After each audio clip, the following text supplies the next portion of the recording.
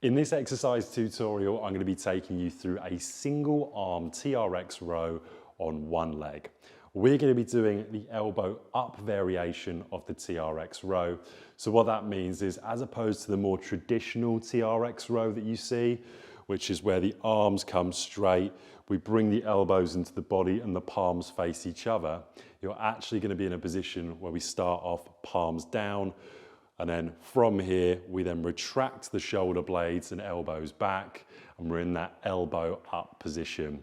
Now we're going to be doing this with one arm, and we're also going to be doing it on one leg as well. So this would be one of the final progressions of the elbow up TRX row. So firstly, when it comes to the TRX, you can't really go wrong with setting it up. If the TRX handles are really low, all it means is you're going to be walking back really far when you do your TRX row. If the TRX handles are higher, it means you won't have to walk out as far.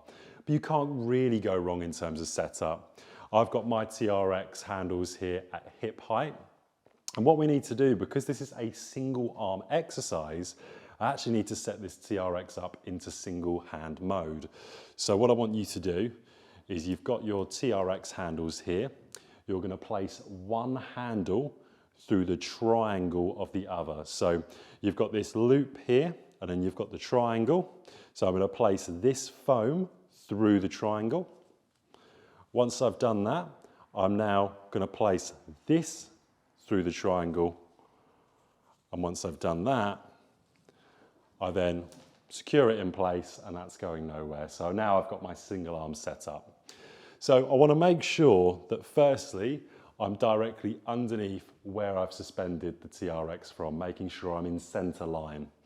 From here, what I want to do is feet are hip width apart. You're going to come back, and you're just going to trial out a single arm row. So we're keeping the palms down, and you're retracting the shoulder blade back as you do so.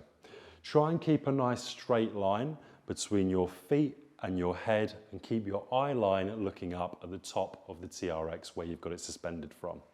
Once you find the sweet spot where it's not too difficult, where you can't do the repetitions and it's not too easy, and that'll be defined by your foot position. So if you're here and you're doing your repetitions, it's too easy, just walk your feet in, or alternatively walk your feet back for the easier variation.